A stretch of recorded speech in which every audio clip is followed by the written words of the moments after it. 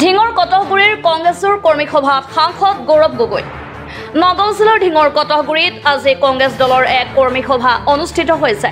জানিব পৰা মতে বটদ্ৰৱা ব্লক কংগ্ৰেছ কমিটিৰ উদ্যোগত কটহগুৰি ঈদগাহত অনুষ্ঠিত হোৱা কৰ্মী সভাখনত কলিয়াবৰ লোকসভা সমষ্টিৰ সাংসদ গৌৰৱ গগৈ উপস্থিত থাকি বিজেপি আৰু AIDF-ক খুৰধাৰ সমালোচনা কৰাৰ লগতে কৰ্মীসকলক আগন্তুক লোকসভা নিৰ্বাচনৰ বাবে সাজু হ'বলৈ আহ্বান জনায়। বটদ্ৰৱা ব্লক কংগ্ৰেছ কমিটিৰ সভাপতি নুৰুল আমিনৰ সভাপতিত্বত অনুষ্ঠিত হোৱা কৰ্মী সভাখনত বটদ্ৰৱা সমষ্টিৰ বিধায়িকা শিৱামণি বৰাই বিজেপিক খুৰধাৰ সমালোচনা কৰে। সভাখনত দলংঘাট ব্লক কংগ্ৰেছৰ সভাপতি মঞ্জুল বৰদলৈ, বটদ্ৰৱা ব্লক মহিলা সমিতিৰ সভানেত্ৰী আনৰ চুলতানা আৰু নগাঁও জিলা সমিতিৰ সম্পাদক ৰায়হান চৌধুৰী উপস্থিত থাকে। অলপ দিনৰ পিছত আমাৰ দলৰ নেতৃত্বই সিদ্ধান্ত ল'ব আৰু যি সিদ্ধান্ত লৈ আমি মানি ল'ম। কিন্তু সঁচাকৈ ক'বলৈ গ'লে যোৱা 6 মাহৰ ভিতৰত বিজেপি মানুহবোৰে বিজেপি মন্ত্ৰীসকলে ইমান বাৰ মোৰ নাম লৈ আছে, মোকে আমনি লাগিছে। মই নিজৰ নাম শুনিয়ে মই এতিয়া আমনি পাইছোঁ। বিজেপি ইমান বাৰ তেওঁলোকৰ চৰ্চা চলি আছে, কিন্তু আজি বিজেপি দলৰ সাংসদসকলৰ চাপ মোকতো দুখ লাগিছে।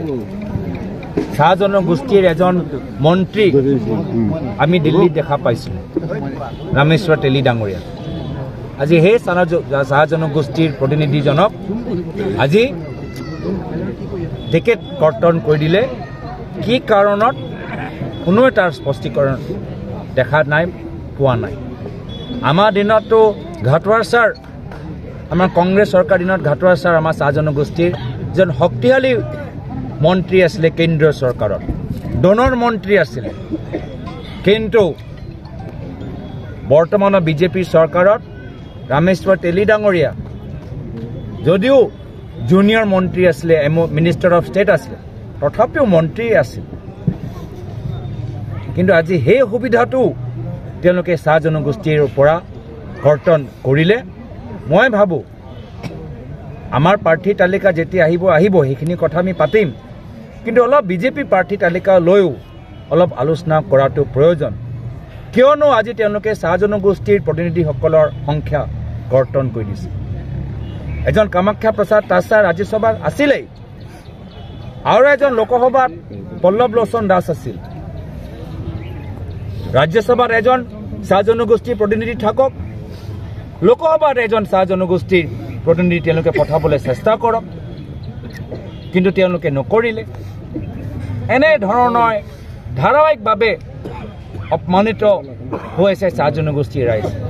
আৰু মই ভাবোঁ ইয়াত ক'ৰবাত মুখ্যমন্ত্ৰী হিমন্ত বিশ্ব শৰ্মা ডাঙৰীয়াৰ ব্যক্তিগত ৰণকৌশল জড়িত হৈ আছে। যিদৰে ৰণকৌশল ব্যৱহাৰ কৰি তেওঁ প্ৰাক্তন মুখ্যমন্ত্ৰী সৰ্বানন্দ সোণোৱাল ডাঙৰীয়া এজন জনজাতিৰ মুখ্যমন্ত্ৰীক ৰাজনৈতিকভাৱে দুৰ্বল কৰিলে। আজি পুনৰবাৰ আজি চাহ জনগোষ্ঠী যে ৰাজনৈতিক মৰ্যাদা বা ৰাজনৈতিক যে এটা আশা তেওঁলোকৰ আছে, সেইটো তেওঁলোকে শেষ কৰিলে। ইয়াৰ উত্তৰ মই আশা কৰোঁ মোক দিব নালাগে, নিজৰ দলৰ চাহ জনগোষ্ঠীৰ অঞ্চলৰ কৰ্মীখিনিক মুখ্যমন্ত্ৰীয়ে দিব, সেইটোৱে মোৰ আহ্বান থাকে। ভাষণ প্ৰসংগত কৈছিলে যে লংকাৰ ৰাৱণৰ লগত তুলনা কৰিছিলে বিজেপি চৰকাৰখনক। আচলতে ৰাৱণ কোন? ৰাৱণ চৰকাৰ হ'ল বিজেপিৰ চৰকাৰ। যি চৰকাৰ বা যি ব্যক্তিয়ে ভাবে যে ধন বল বাহুবল হ'লে ক্ষমতা তেওঁলোকৰ লগত আছে, সদায় ক্ষমতা ব্যৱহাৰ কৰিব, police, income tax, ED, CBI লগত লৈ তেওঁলোকে যথেষ্ট শক্তিশালী ভাবিছে, কিবা পূজা পাঠ কৰিলে তেওঁলোকে সদায় বাচি থাকিব। ৰাৱণো একে আছিলে। ৰাৱণো খুব পূজা কৰিছিলে, খুব হৱন কৰিছিলে। ৰাৱণো খুব শাস্ত্ৰভাৱে যথেষ্ট জ্ঞানী, খুব গুণী, খুব তেওঁলোকৰ এটা প্ৰতিভা আছিল। তথাপি শেষত কি হ'ল? শেষত অহংকাৰী হোৱাৰ কাৰণে তেওঁ পৰাজিত হ'ল আৰু তেওঁ সৰ্বনাশ হ'ল। একে অৱস্থা বিজেপিৰ হ'ব। ছাৰ, দলে যদি আপোনাক প্ৰাৰ্থিত্ব দিয়ে নগাঁও লোকসভাৰ পৰা, আপোনাৰ খেল কাৰ লগত হ'ব? দলে যদি মোক প্ৰাৰ্থিত্ব নিদিলেও মই 14টা সমষ্টিত বিজেপিৰ বিৰুদ্ধে মই সংগ্ৰাম কৰি যাম আৰু ৰাজনৈতিকভাৱে নিজৰ দলটোক আৰু সক্ৰিয় কৰি যাম। ইতিমধ্যে ইউডিএফ প্ৰধান বদৰুদ্দিন আজমলীয়া ডাঙৰীয়া কৈছে নগাঁও লোক সমষ্টিখন মিয়া সমষ্টি আৰু ইয়াৰ পৰা মিয়া সাংসদ নিৰ্বাচিত হ'ব। এইটোৱে মোক নিজৰ বক্তৃতাত ক'লোঁ যে বদৰুদ্দিন আজমল ডাঙৰীয়া আৰু হিমন্ত বিশ্ব শৰ্মা ডাঙৰীয়া কথাবোৰ একেই। কংগ্ৰেছ দলে হিন্দু মিয়া ৰাজনীতি নকৰে। এই হিন্দু মিয়া ৰাজনীতি